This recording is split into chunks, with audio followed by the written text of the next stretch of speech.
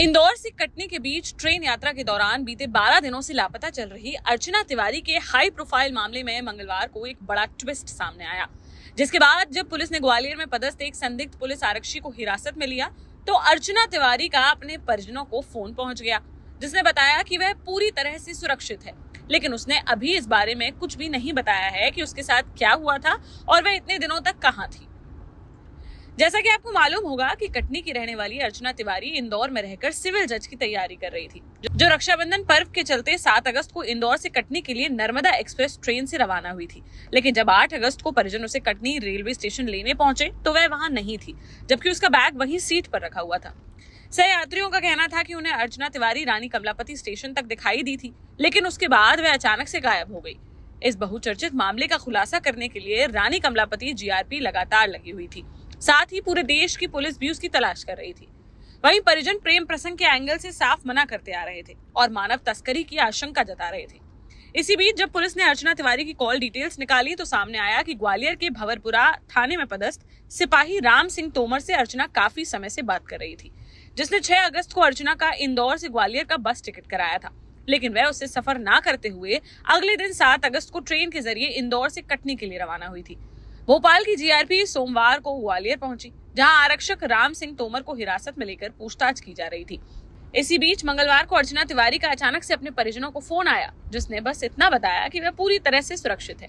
लेकिन इसको लेकर अभी कोई आधिकारिक बयान सामने नहीं आया है कि अर्चना इतने दिनों से कहां थी और उसके साथ क्या हुआ था। अर्चना के मुंह बोले भाई व युवा कांग्रेस के जिला अध्यक्ष दीपांशु मिश्रा, जिन्होंने कहा था कि अर्चना का पता बताने वाले को 51,000 रुपए का नगद इनाम दिया जाएगा, उन्होंने आज मीडिया से बातचीत में इस बात की पुष्टि करते हुए कहा कि अर्चना का पता चल चुका है, जिसने अपने परिजनों को फोन कर बताया है कि उसके साथ कोई दुर्घटना या हादसा नहीं हुआ है और वह पूरी तरह से सुरक्षित है। दीपांशु का कहना है कि अर्चना जीआरपी के संपर्क में आ चुकी है। देखिए, सुराग की पूरी जानकारी रेल पुलिस देगी, ठीक है। इस बात की मैं पुष्टि कर सकता हूँ कि अर्चना सुरक्षित है, उसके साथ कोई कैजुअलिटी नहीं हुई है, ठीक है। जो जांच में चल रहा था कि ट्रेन से कहीं गिर तो नहीं गई, पानी में नहीं गिर गई, ऐसी कोई घटना नहीं हुई है। अर्चना तिवारी का परिवार से संपर्क भी हुआ है। इसके सिवा आगे की कोई भी जानकारी रेल पुलिस द्वारा दी है। वहीं जब संदिग्ध आरोपी पुलिस आरक्षी राम सिंह तोमर से मीडिया वालों ने सवाल किया तो उसने कहा कि अर्चना तिवारी से उसकी बात केवल 1 मिनट के लिए हुई थी, वो भी सिर्फ कोर्ट से जुड़ी जानकारी लेने के लिए ही बात हुई थी। अर्चना मुझे नहीं, अर्चना मेरे से नहीं मिली, ना अर्चना को कहाँ गई, कहाँ अर्चना? फिर मुझे कुछ नहीं पता। लेकिन तुम्हारी क्या बात हुई थी, कब बात हुई थी? मेरी 1 मिनट अर्चना से बात हुई थी, कोर्ट से रिलेटेड अर्चना से मेरी बात हुई थी।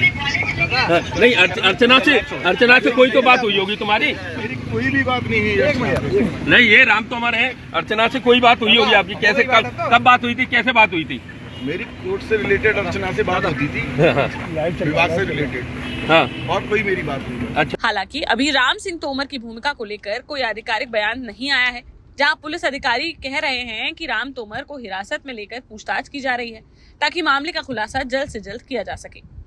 फिलहाल अब सभी की निगाहें दोनों से पूछताछ के बाद होने वाले बड़े खुलासे पर टिकी हुई हैं कि क्या यह प्रेम प्रसंग से जुड़ा हुआ मामला था या फिर अर्चना को किसी तरह से ब्लैकमेल कर ऐसा करने पर मजबूर किया गया।